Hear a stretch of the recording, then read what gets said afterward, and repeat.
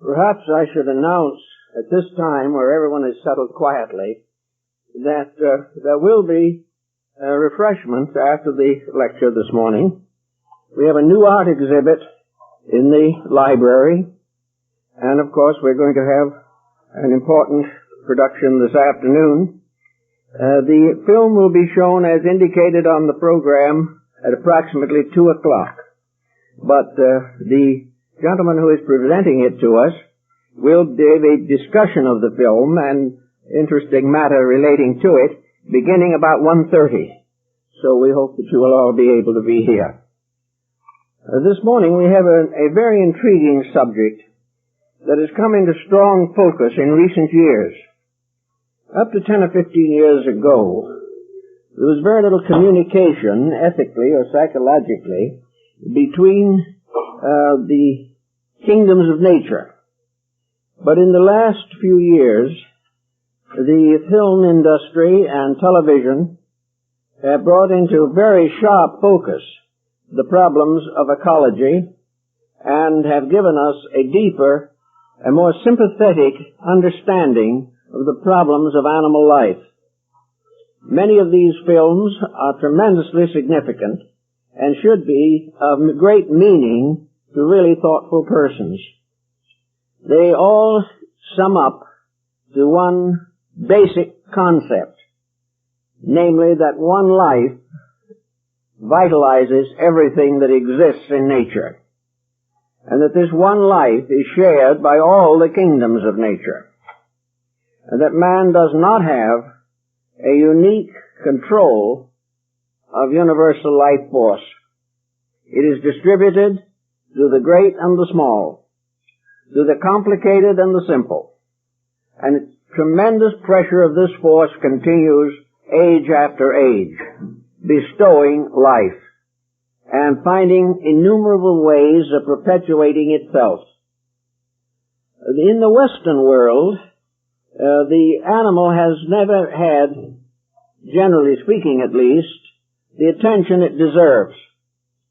From the very earliest records of Egypt and Chaldea, Babylonia, Greece and Rome, we hear the stories of the great hunters that went out to hunt animals.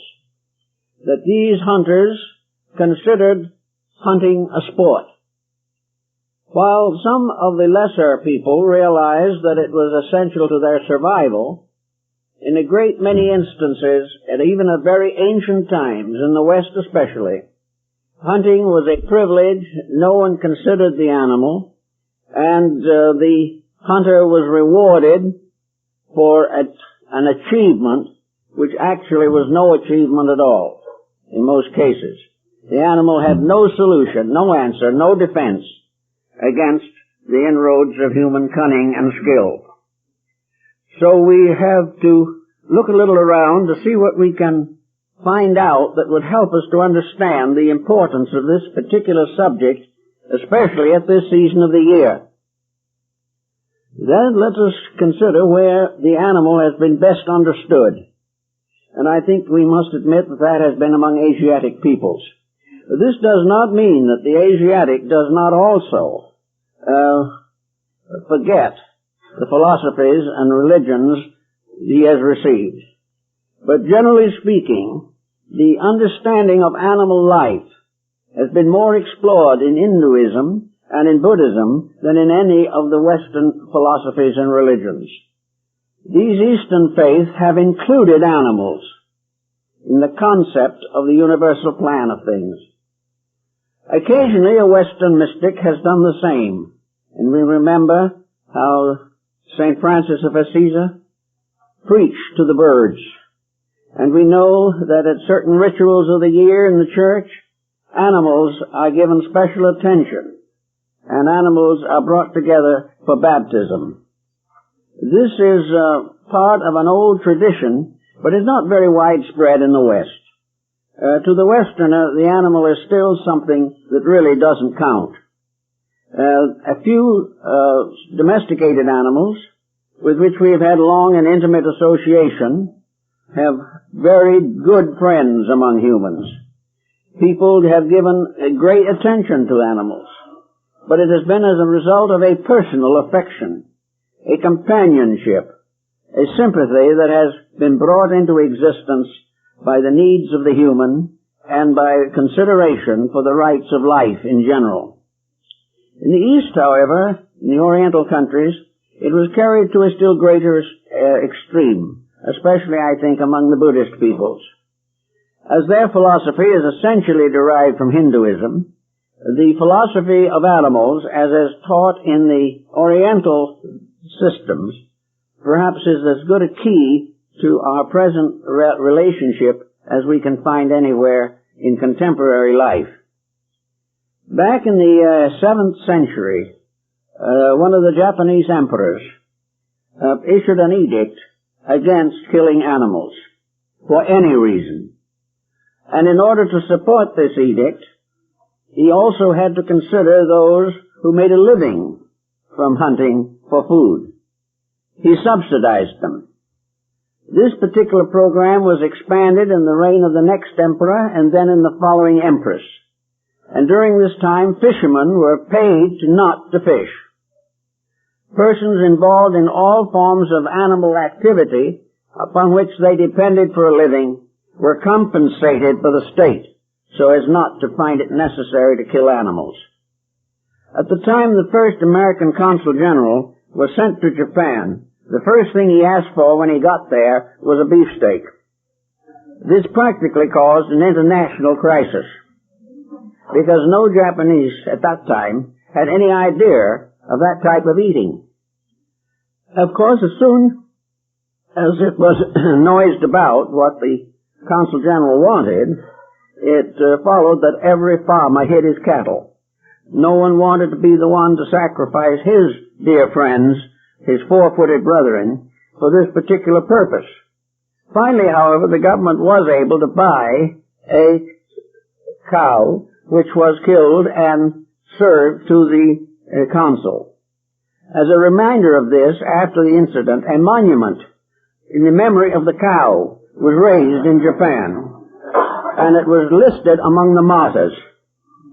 Now, we don't expect anyone to go quite that far, but it is still true that the effort was made definitely to prevent any, we might say, sport hunting of animals or any torture or abuse of them.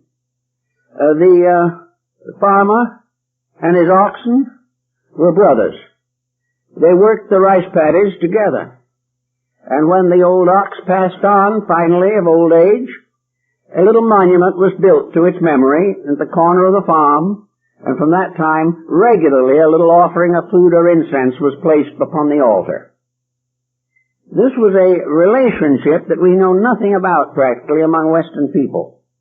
We do have people who will do anything they can possibly do to take care of animals well.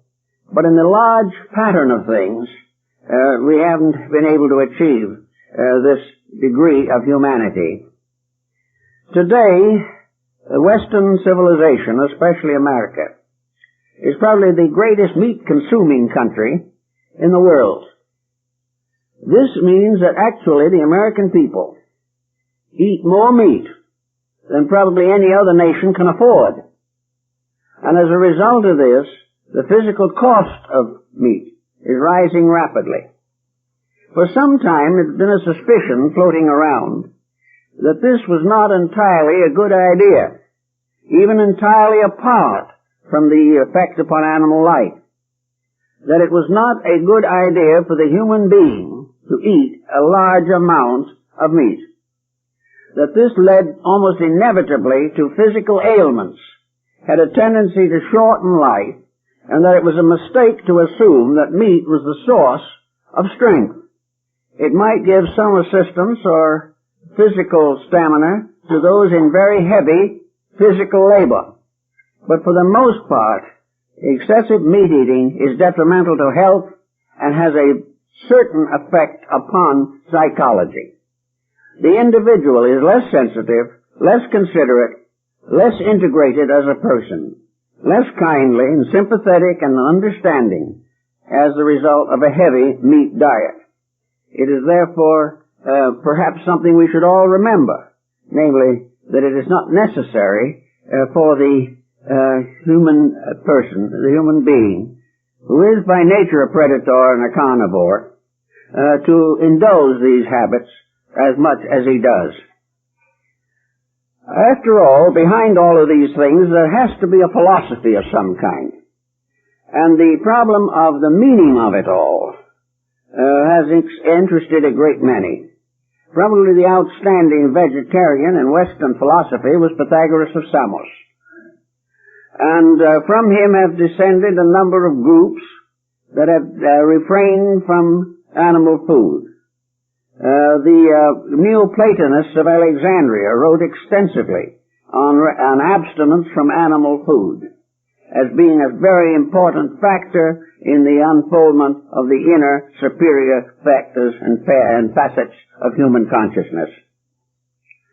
In the Orient, it was assumed, and I think this is perhaps the basis of a great many thoughts, it was assumed that all living things form one family. The Oriental nearly always refers to an animal as his little brother, and assumes that as some mysterious invisible power in space protects human beings, so in a sense at least, man is the god of the kingdoms below his own. Man is therefore the god of the animal and of the vegetables and all plant life and also of the mineral world. Now the Oriental is concerned with the simple fact that all of these kingdoms are alive. The idea that some of them only appear to be alive, and if they are alive it doesn't count, was entirely contrary to the convictions of most Oriental peoples. It was also contrary to the conviction of probably one of Western man's greatest horticulturists, Luther Burbank, who was perfectly aware, as he said, that while man has 5 senses, that plants have as many as 20 sensory perceptions. But they are different from ours. They live in a different world. And to them, our world is a strange, often wicked place where ghosts and demons threaten their lives, as we believed in the Middle Ages that ghosts and demons threatened our survival. In many instances, we are ghosts and demons to the members of the lesser kingdoms. I remember Ernest Thompson Seton told me a very interesting story. He said that the mysterious influence of man in the life of the animal is far greater than we realize. Animals, under normal conditions, if attacked or hazarded, will run to the human being for protection. He tells a story of a hunter who was hunting deer and had finally found this deer and was on the verge of shooting it when the animal ran and took shelter beside another hunter who was also armed with a gun. But the animal believed in some mysterious way that this second hunter would not hurt him. And the hunter was so affected by this episode that he persuaded the other man not to kill the deer, and it went with him for a long way through the forest. The animal certainly has a strange respect for the human being. And in Buddhism, we have a number of interesting parallels of this. We are told that Buddha not only incarnated as a human being, but incarnated in some form in each one of the kingdoms of nature, and became the protector and guardian of that kingdom, and that each kingdom has the equivalent of a great spiritual teacher assigned to it, and that this assigned creature takes the form and body of that animal or plant, lives with it, but has mysterious psychic ways of communicating with it and assisting it in the unfoldment of its nature. So that most of these people are very particular on this particular subject. I know that even now, in the monasteries and temples of Japan, birds and animals are constantly present.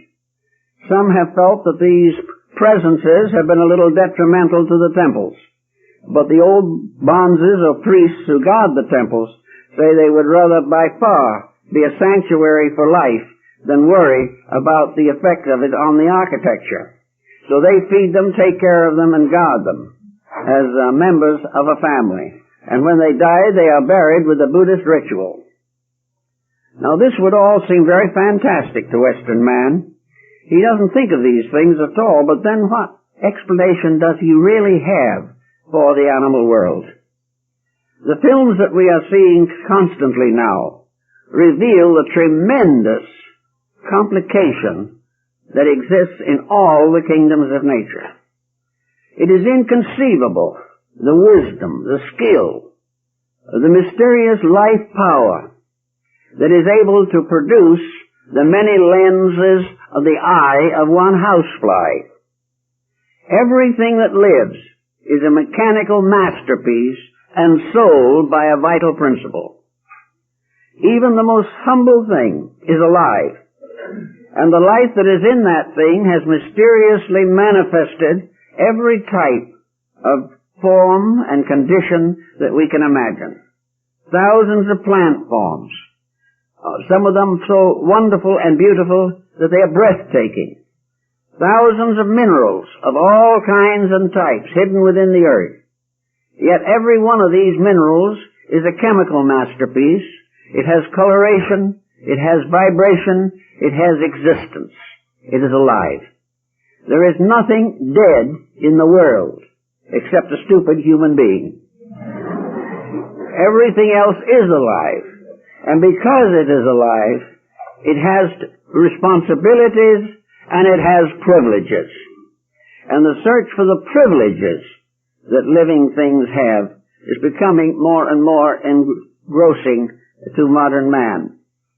We're also beginning to realize that the gradual destruction of the proper grazing environments, the disfiguring of our environment, and the various pollutions that are coming along are not only endangering human life, but are endangering defenseless life, life that has no way of protecting itself against the aggravations of mankind.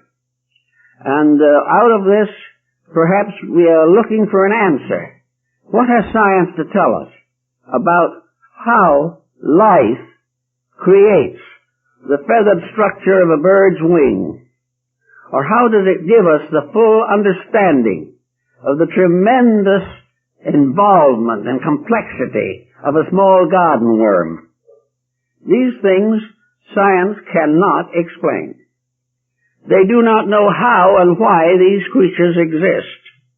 The only thing we can do is catalog them, analyze them as to their structures and functions, and try to list the peculiarities and in some cases what we regard as valuable byproducts of these forms of life. We do not know anything about the life in them, any more than we really know very much about the life in ourselves. The Oriental thinker simply brings it back to the Pythagorean hypothesis, namely, that there is only one life. This totality of existence we call life.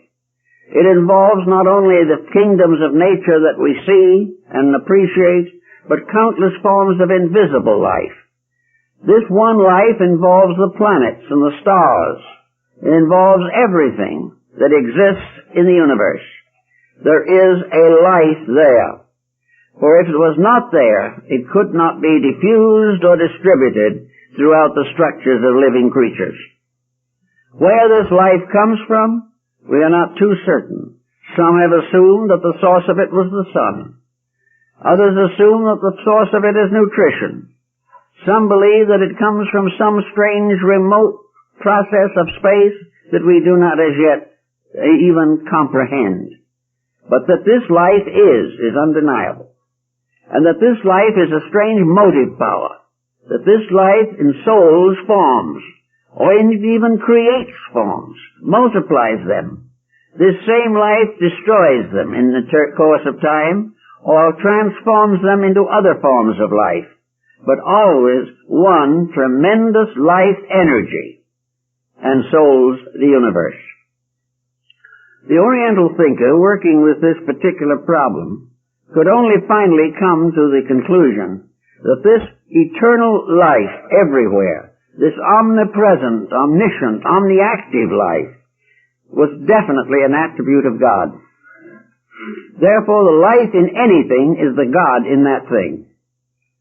And that life and that God in that thing is the most powerful potential mystery of all time, because it reveals the divine power in the process of eternal creation, eternal renovation, a constant maintenance of these various forms of life on all the levels of this universal system. We have this, therefore, as a thought, namely, that there is a life. That this life, perhaps, we could as well as not term God. If it is not God, it is certainly a primary manifestation of deity. Now, as we study this life more and more, we realize that it contains within itself a very wide diversity of energies, powers, and specializations. And we must finally agree with the Chaldeans that this life energy is intelligent. That this force is not a blind force. It is not something that merely fuels things, like the gasoline in a combustion engine. For this life is the only fuel in the universe which repairs and restores its own mechanisms. And not only that, but extends them, complicates them, perpetuates them. It is not only a fuel process, it is a survival process, and within it an infinite manifestation of intelligent specialization. Every form in nature is geometrically perfect in its own right and power.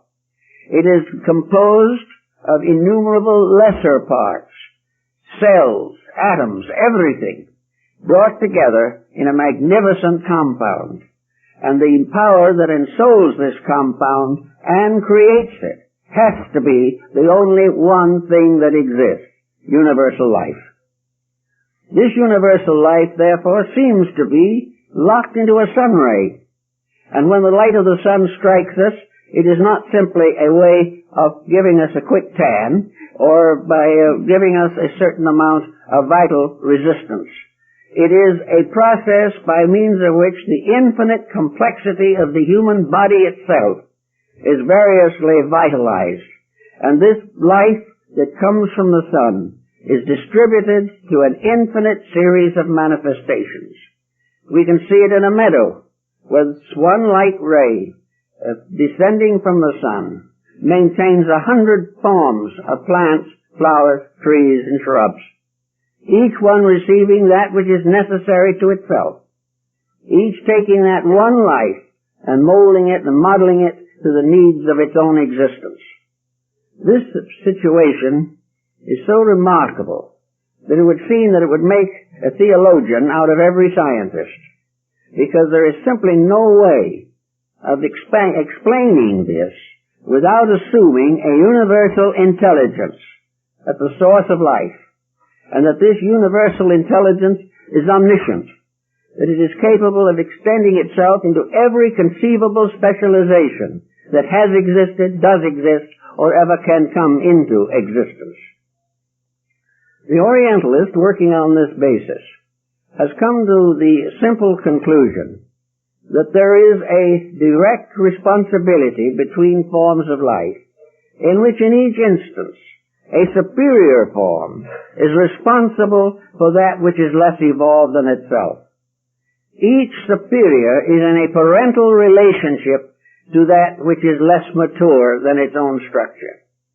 Therefore, every form of life, according to Eastern thinking, is responsible in some degree and in some way for the protection of other forms of life that are less advanced or less specialized. Of course, the Oriental points to the mind. The human mind is a specialization. It can only exist because it is an aspect of a divine mind. That which is not mind cannot produce mind.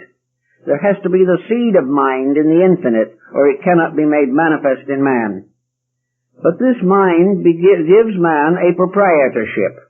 It gives him an understanding of life. It gives him a way of measuring and estimating the natures of lesser things. It reveals to him something of the majesty of space, and it also gives him an understanding of the millions of forms of life in a few drops of water. This mind, then, as a contemplator, as a considerer of all things, has within itself the power to serve and protect forms of life that otherwise are not able to protect themselves. So the human being, while he does not need to be fanatical on the subject, has also to bear in mind that as a gardener in the garden of the Lord, for he was placed in a garden to take care of it, and therefore he is responsible for all of the types of life that are in that garden. He is the good physician. He is the kindly friend. He is the one who protects the garden against weeds, and it also, in one way or another, ultimately protects the weeds from themselves. All down through this mystery of life, then, we have this one tremendous vitality. A vitality that informs things, and when we destroy a living thing, we take away from it the body and the vitality. We leave the vitality homeless when we destroy the form in which it is naturally supposed to exist. Now, because the life of things is infinite, there is no possibility of man destroying life itself. What he calls a destruction is to remove it from manifestation in a given form or in a given structure. Death is merely the transference of life from an objective to a subjective existence. It has nothing to do with the continuity of life itself. This is something that the Oriental has also given great thought to, and has tried to help to use this as a means of understanding the mysteries of the animal kingdom. Now, through the films and through the various media that have been developing recently, we have developed the concept, or become aware of the concept, of the food chain, in which everything seems to live from everything else. Every form of life survives upon some other form of life. And from the lowest to the highest condition, forms of life are nutritioned by the lives of other forms. This has caused considerable sorrow and worry to those who love animal life, because it seems as though there is no way of preventing life from surviving upon life.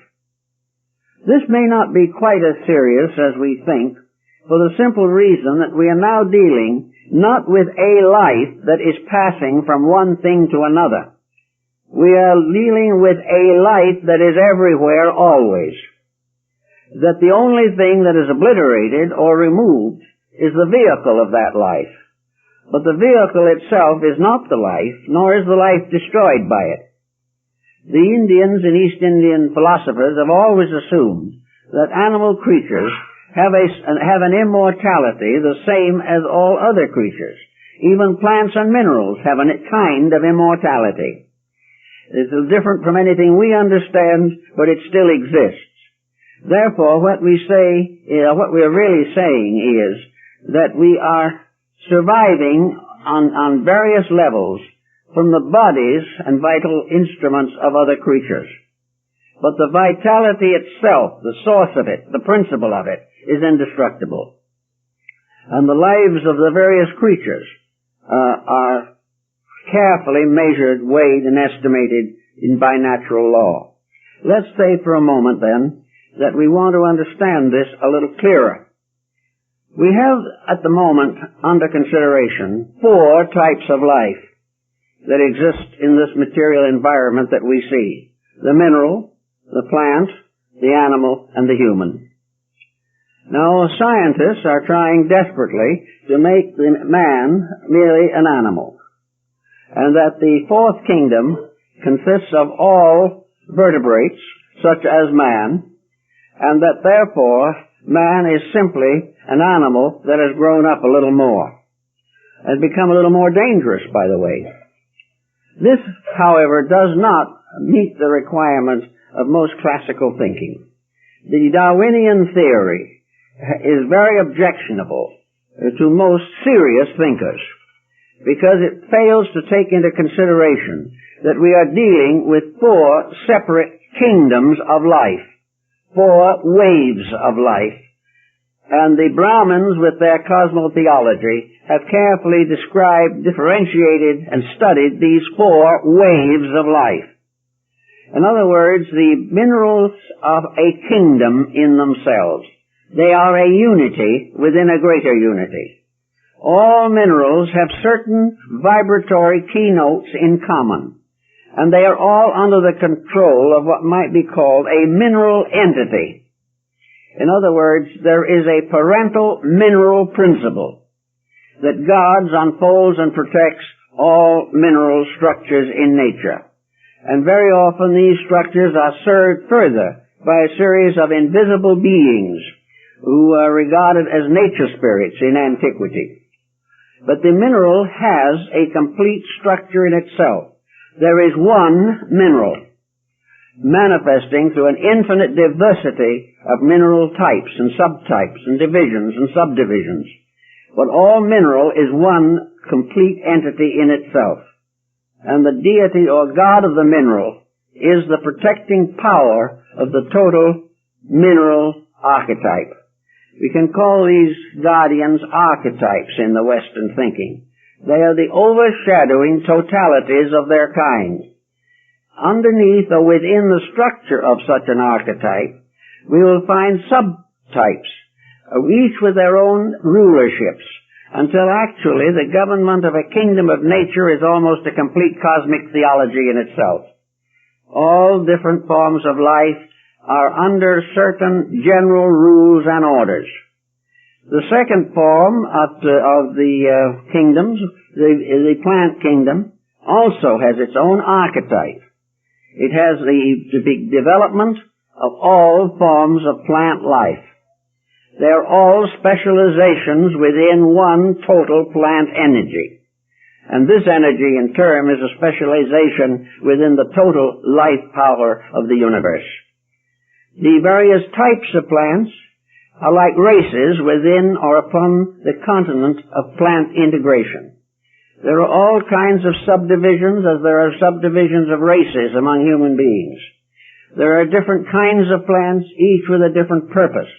And some of these plants, as the scriptures tell us, are for the healing of the nations. Each plant has its rules and its laws and belongs to its own kingdom. And the subdivisions of that kingdom are all under an archetypal plant energy, a conscious mental plant integration. The third one of these is the animal kingdom. And in referring to these overshadowing principles, they are often called the group spirits. These group spirits represent the total guardianship of the animal kingdom. They are the archetypes within which all animals are differentiated, and in which each type of animal has its own subdivision and its own organization and life purpose. Now these inner divisions within the substance of a kingdom are no two of them alike, nor are any two of them on exactly the same level of manifestation or integration. Therefore, within the animal kingdom, there is a ladder, so to say, an ascending order of animals. In the plant kingdoms, there are ascending orders of plants. And in the mineral kingdoms, there are ascending orders of the vibratory rates of mineral structures. So that the animal constitutes, therefore, a complete world of itself. It has within it all types of animal life, from those which are the most primitive to those which are the most highly organized. Now, the animal world, being a world which has sensational existence, can move and can propagate by various means. The animal has a larger field of activity. This field of activity affects the animal structure in a number of ways. It affects especially through the horizontal spine. The energies of the earth pass horizontally through the animal kingdom, In the plant kingdom, they pass vertically from below up. And in the mineral kingdom, they are diffused. In the human kingdom, they descend vertically from the top down. Therefore, all living things are divided by these orders of energy implementation. Now, animals from the lowest to the highest present many phases of interest to the individual. They are gradually unfolding what might be termed the emotional content. The animal lives on what we would term an animal level, and we very often think of that as an emotional level. The animal's emotional life is variously influenced by circumstances around it, but we see gradually unfolding through the animal most of the potentials, most of the basic divisions which are later to appear in the human being. We find the animal with territories, which it defends. We find animals gradually becoming more and more protective of their young. We find animals that have tremendous intelligence, and in many ways appear to be practically human in their intelligence. Among the animal kingdom, of course, among the highest of them among the animals will certainly be the elephant, which incidentally is one of the largest mammals, the largest land mammal that there is, and is a complete vegetarian. The elephant has tremendous skill in memory, and there have been many very authentic accounts of the peculiar ability of elephants to estimate human behavior. They are also said to be the only animals with a sense of humor. And among other things, they must have it because they are the only animals that can laugh at human beings. I remember a case in India, near the city of Jaipur. I went on an elephant ride up to an old palace that had been long deserted. Among those riding on the howdah was a lady with a very elaborate flower-strewn hat. I noticed the elephant had his eye on that hat even before the ride started. But it was very docile and had a twist at the corner of the mouth around the tusk that looked very much like a leer of some kind. As we went up the hill towards the old palace, suddenly or slowly, the trunk of the elephant came up behind its ear, and it worked its way up until it could reach that hat. Without seeing the hat, it was able to pluck it right off of the lady's head.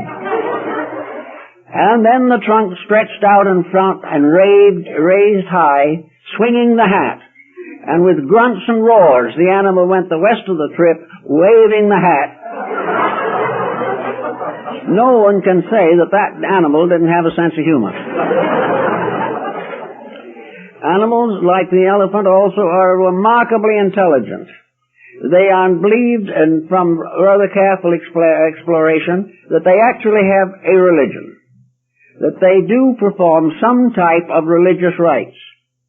It is also certain that they have leaders among their own kind who are very, very wise, and that the wisdom of the elephant is not merely a superstition, but is very much a fact.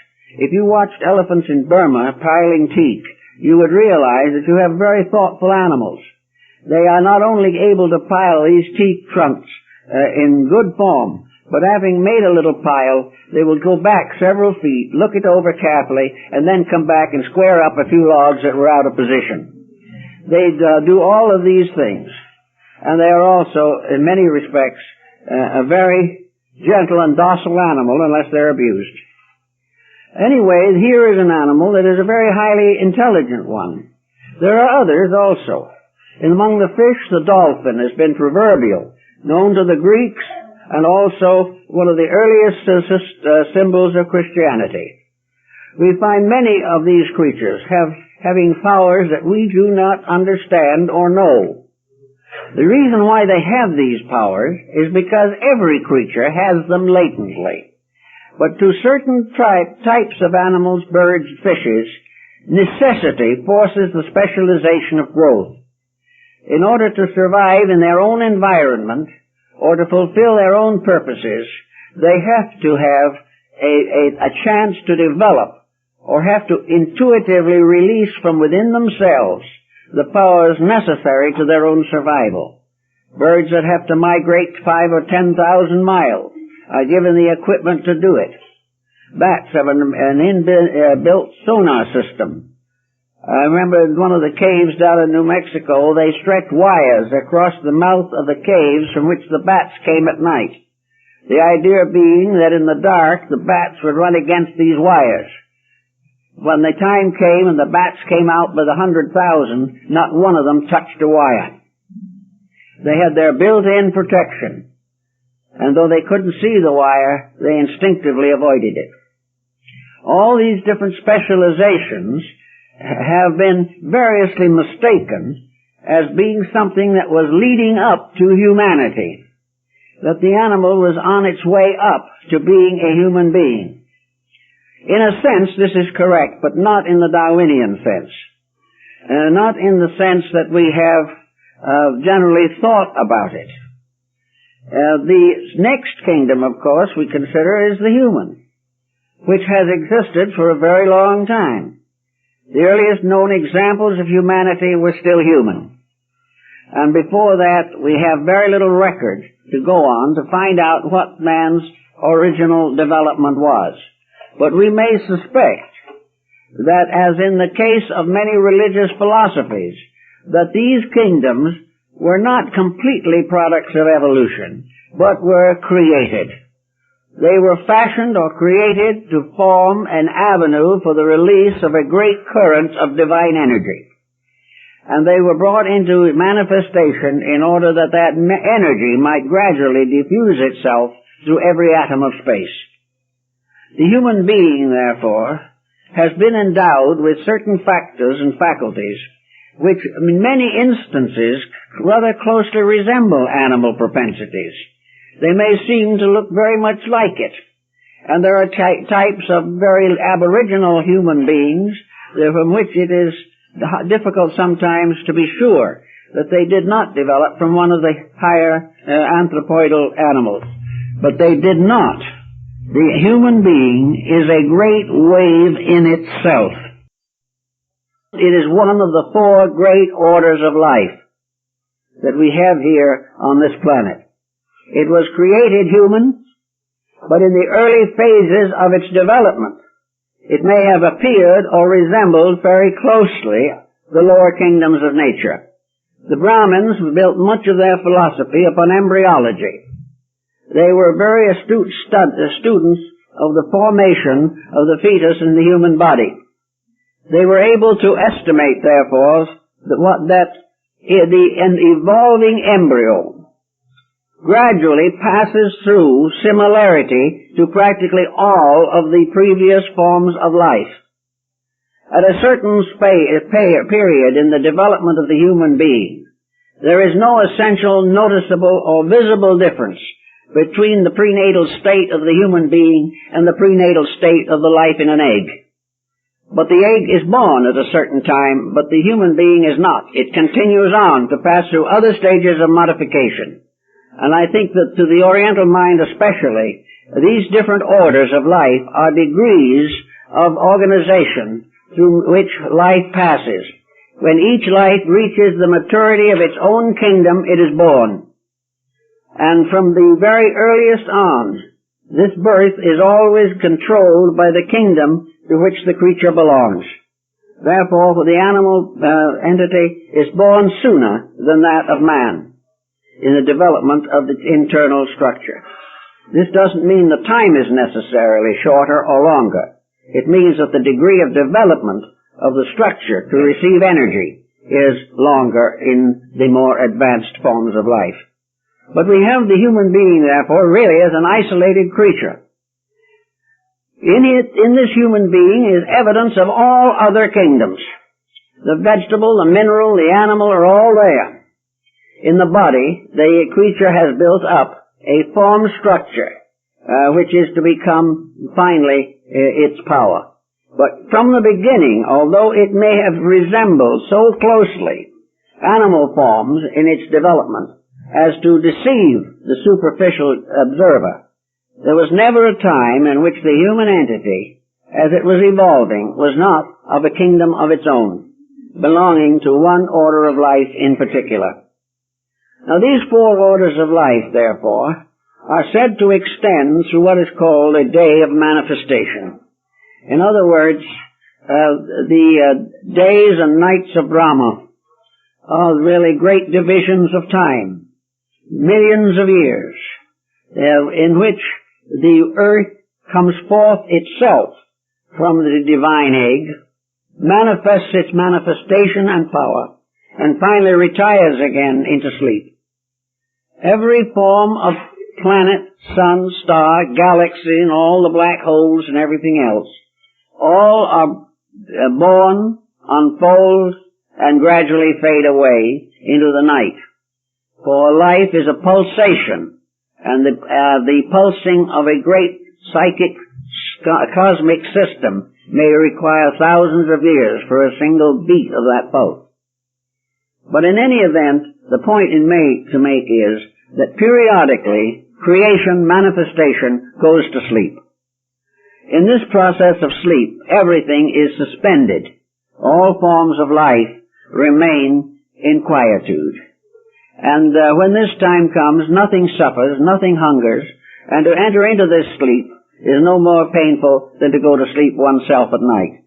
But a great suspension of life occurs periodically to constitute the days and nights of Brahma, the period of the great Mahamantara. Actually, when this happens, the kingdoms then change. It is when the great night of Brahma settles, the transition from one kingdom to another takes place. The evolution of life is therefore that the mineral life passes to a plant consciousness, or takes on a plant dimension, but only in the intervals between the days of manifestation. Then the new plant, which was a mineral, begins an evolution that may last for many millions of years until it completes that cycle. Now, if by some chance a plant, an animal, or a human being, for that matter, becomes more highly advanced than its kingdom, in other words, if an animal reached the point where it was practically human, where it had practically every attribute of a human being, according to the Eastern philosophy, it still cannot make its voluntary or spontaneous transition into another kingdom. If it reaches the point where it has outgrown its own kingdom, then it passes into a trance state and remains in this suspension until the end of the day of manifestation. And when that next day starts, then it emerges into the next higher order of life. But it cannot go back and forth between orders of life during a living pattern cycle. This transition is only possible at certain given and appointed times when the entire organization of the solar system passes through its step forward by the great clock of universal time. When this actually occurs, then, we will find the animal kingdom will attain what we would consider to be the human state. We say considered to be the human state because according to the Brahmins, who were the only ones, I guess, to set up the complete geography of space, they have done psychologically and intuitively far more than Western science has ever been able to achieve. But they did it in a way in which only they can understand it, because the Western mind will not accept it. But according to these old systems that seemingly are about the wisest that we possibly know at the present time, the various changes that take place are all orderly, proper, and reasonable. And in these great change cycles, various forms of life move forward into another level of manifestation. There's something of this in the incarnations of Vishnu, the avatars, and so on, in which the avatars, Vishnu, recapitulates symbolically the 10 lunar months of gestation.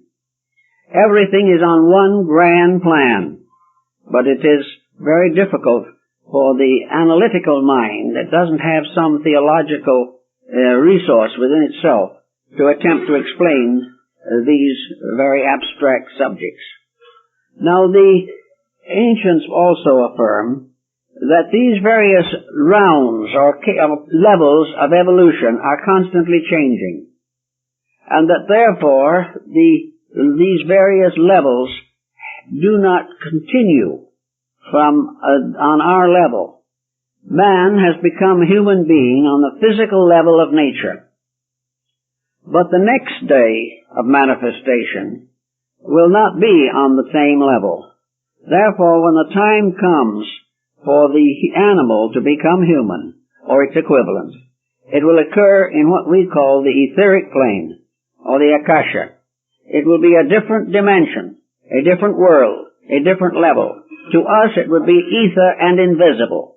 But when the living things emerge there and become part of it, it's just as physical, just as real as anything here. But it will be much more attenuated, much more subtle, subject to a great deal more psychic investigation. And when the animal does attain its human state, it will be higher than the human being of today. But that cannot be until it has completed the cycle of its proper growth and manifestation. Now, in the ordinary walks of life, how are we going to handle the problem of surviving and helping animals to survive under existing conditions? The Oriental mind is very tolerant, much more probably in most respects than we are. Everything is taken into consideration. One of the immediate considerations is to determine, if possible, the degree of consciousness possessed by an animal. Now, if an animal had exactly the same inner life as man, it would have conquered the earth long ago. The tremendous outlawing of animal life, the tremendous mass of insects and fishes, birds, mammals, reptiles, had this organization been capable of a historical viewpoint on existence, it would probably have taken over long, long ago. The reason probably, as far as we can figure now, that the animal has not done this is because it lacks one peculiar faculty, which man possesses, and which apparently it does not possess, and that is memory. If it was not for the lack of memory, if the animal could remember the past and think of the future, if the animal could organize a continuity of existence within its own nature, it would be indestructible. That is, it could not be overcome by any other kingdom. But as a result of a peculiar statement or condition, it does not have this proclivity. Years ago I talked about this with a professor at the University of Berkeley, and he said to me, he said, you know, I would give 10 years of my life if for 5 minutes I could experience the consciousness of an animal. It would solve something that is apparently not to be solved by any means that we know, but the Oriental approaching the subject solved it on the grounds that the animal has no continuity of realization or of purpose. The animal during life has great affections. Emotionally, it can be evolved and involved. It can pass through tremendous modifications through contact with human beings. The family pets, the animals that are loved, appear to return that love with all their hearts and souls and become indispensable friends in a family. But what is lacking is the intellectualization of that relationship. The animal has certain cunning, it has certain skills, it has certain reflexes, but the tremendous drive that is in the human being, the drive to master, to control, to dominate in its normal relationships, this drive is not specialized or developed or individualized in the animal. As a result of the lack of this continuity, the animal existence is not nearly as difficult as ours. It's not nearly as problemed as ours. Again, we can take another value of the point, namely that the mineral is said to be in the dimension unconscious as far as our understanding is concerned. The plant, as well as we understand it today, is in a dream state, and the animal is in a trance state. This trance state means perhaps that the animal sees life largely as we would in a dream or in a vision. And the animal does not have, therefore, the complete individuality that the human being has. Furthermore, all animals being suspended from one animal entity, one basic archetype, the animal being. The Kabbalah refers to man as being a progeny within the structure of Adam, the primordial man, the total, which is the archetypal. There is an archetypal primordial animal, and the life of the animal is within this. And the animal's instincts, appetites, attitudes, processes are all held together by one great archetypal pattern. When the animal dies, it is not like an individual dying, because the form is dropped, but the archetypal pattern is not changed. The animal dies back into its own race, kingdom, or kind, rather than being separated forever as an individual.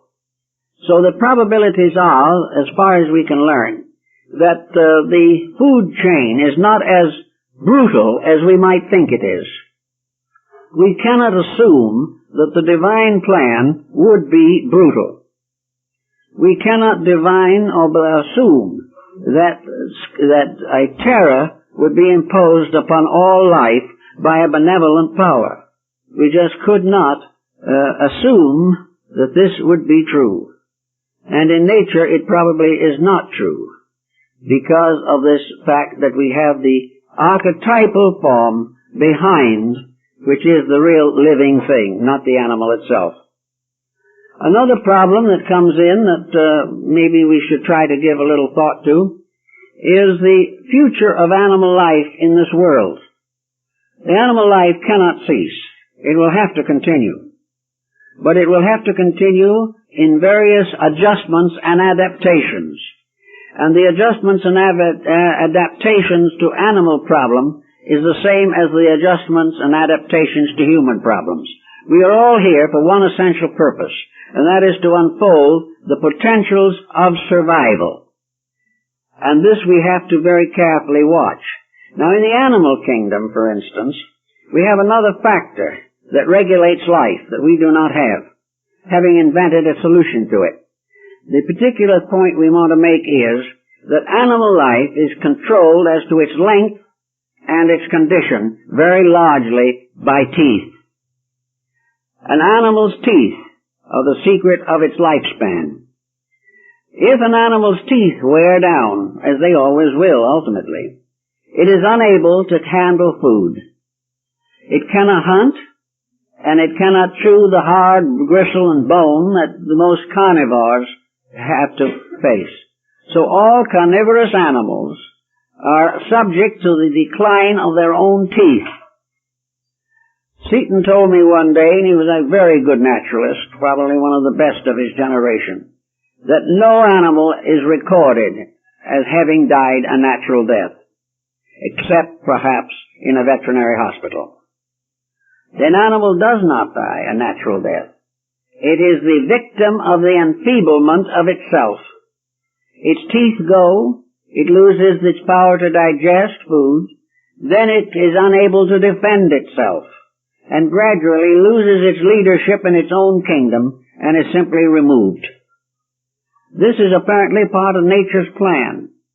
Man is the only animal that perpetuates the unfit. Nature doesn't do this. It seems very cruel and very hard. But if we recognize that in this universe there is no end of anything, no termination and no destruction, we have to realize that these transformations are parts of a plan.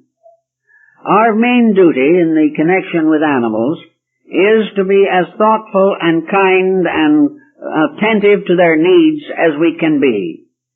It is a mistake, however, as several naturalists have observed through experience, to try to take away from an animal all of its natural attributes. It is not wise to take an animal, domesticate it, and then turn it loose, because it can no longer survive in the world of its own affairs. The world of experience helps the animal to grow suitable for its own survival. Now we have the same problem on the human level. We cannot over-shelter a human being through childhood and early life and then expect it to go out and become strong. It is necessary for things to live according to their laws. And it's when we attempt desperately to change these laws that we get everyone and everything into trouble. The plan of things as it is a workable plan. It is our problem to conserve it, to do everything we can to make the plan easier for everything involved in it, less painful, less dangerous, less complicated. But if we go to the degree where we interfere with normal processes in an effort to frustrate the natural laws governing the archetypes of the various kingdoms, we are almost certain to get into trouble. The fact that we have vandalized the mineral world is giving us trouble already.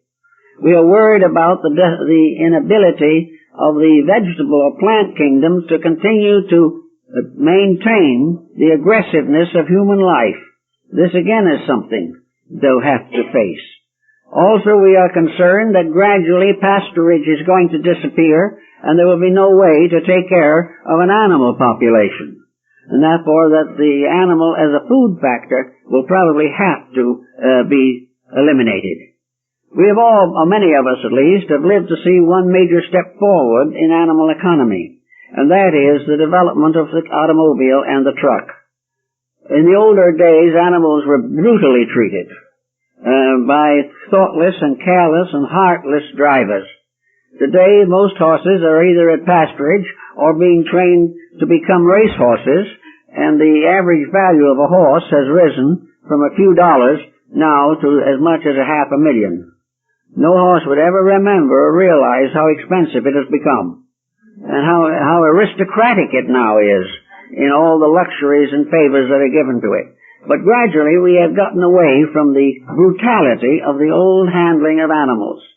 The same is true in the veterinary system. We are becoming more and more aware of animal sickness. We do everything we can to prevent pain to animals. And in many ways, we are succeeding in protecting and improving their life condition. This process should continue as far as possible, because through it we are going to learn a great deal about our own lives and the conditions through which we will also pass in the course of evolution. Most religious books have not said much about animals. In other words, there's been a grave question as to whether there's a heaven for animals. The only people, strangely enough, who have allowed certain animals to enter heaven have been the Muslims, because they have selected certain animals associated with the religious life of the people, and these animals are now sacred and are allowed to enter heaven. For the most part, however, we have never thought of a heaven with an animal population. The Buddhists, however, would not consider that to be an unreasonable or fantastic state of affairs, but they would point out that with the animal in its own kingdom, with its own archetype, with its own deity, with its own life force moving through it, that actually its own afterlife state is completely organized according to its own kind and its own need, and that every animal will have the same right to rest and peace and growth as the human being has.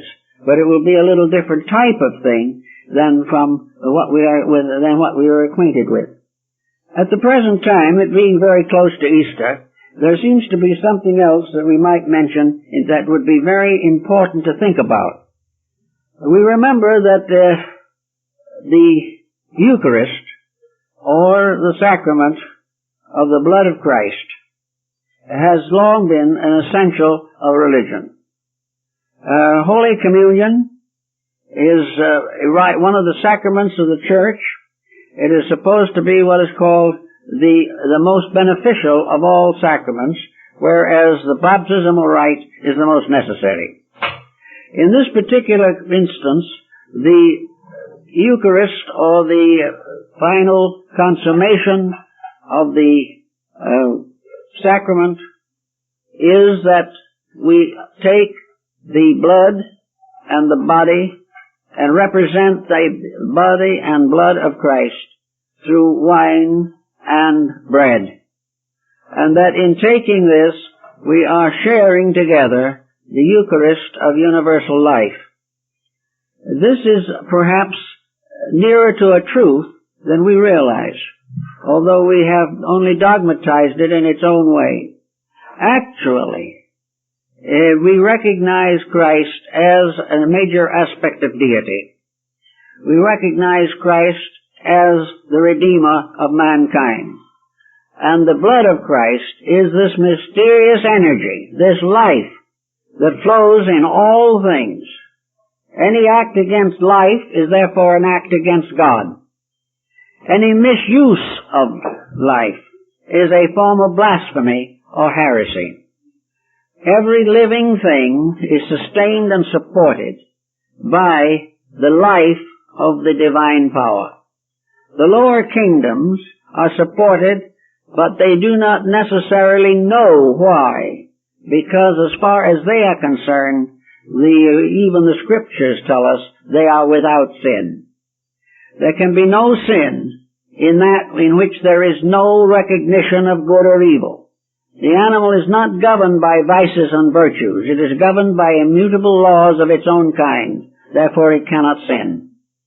But man, with the right of choice, the right of discretion, the right of differentiation, as St. Thomas Aquinas points out, is responsible for his own actions. And not only do we think it this way, but we have to realize that our own actions are dependent upon the life which vitalizes those actions. There can be no action apart from life. And man is the only creature that we know in our environment that is aware of the source of its life and is aware of the use or abuse of that life. All destructiveness, therefore, is an abuse of one life. There are not several different lives that we can choose between. There is only one immutable divine force originating in the divine being. This one immutable force gives life, vitality, energy, and opportunity to all living things, from the lowest form of atom or molecule to the highest of all cosmic structures. This one life, therefore, is what we live of and from and by. This one life is the only reason we are alive. Without it, we could not even exist. Every word that we say is made possible by that one life. Therefore, if we say that which is not true, we are abusing that life. Every mood that we have is that life. And therefore, if the mood is unpleasant or unkind, we are misusing energy. This same mood, this same life has made all things around us alive.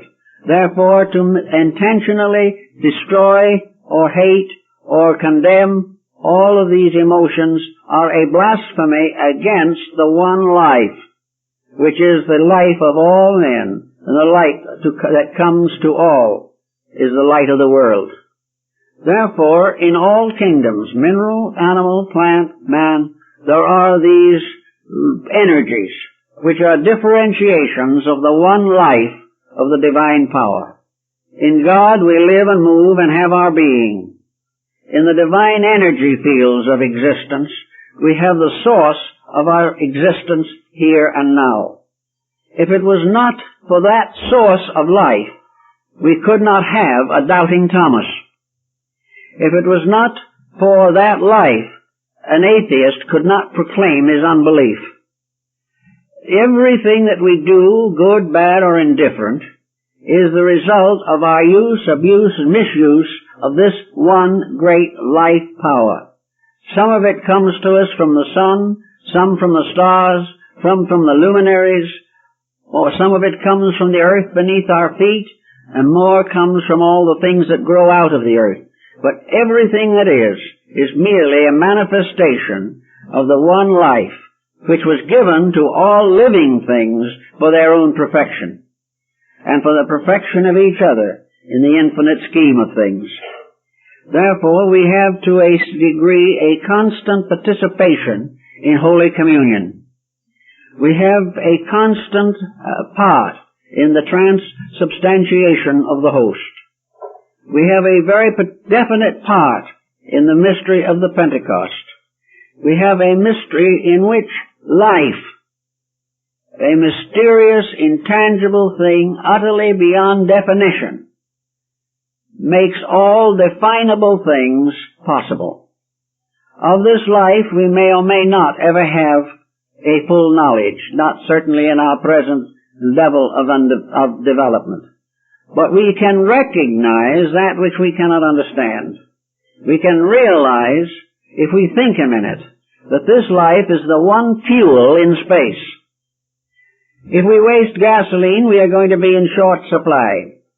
If we waste this life in ourselves, in the process of doing this wasteful thing, we damage the channels in our own nature by which this life can reach us.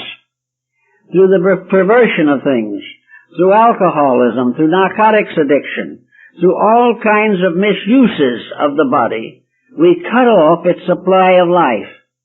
Now, we cannot cut it off completely because it is a channel, and through this channel millions and hundreds of millions of little lives within ourselves are sustained. The life that is our composite life breaks down into the energy necessary to maintain every cell, every atom, every electron in our complex constitution. Therefore, if we destroy and betray and shut off the proper circulation of our own life energies, we commit within ourselves something like a terrible earthquake or a great flood or a great disaster. For with our collapse of our own intelligent use of energy, all the billions of parts of ourselves must suffer also. Therefore, we in a strange way are a God to the cells in our own body. We are also teachers and parents, not only of our human families, but of the animal kingdoms and of the plant kingdoms. In Japan, the flower arrangement procedure is an effort to glorify this concept of using the flower to teach part of the mystery of life.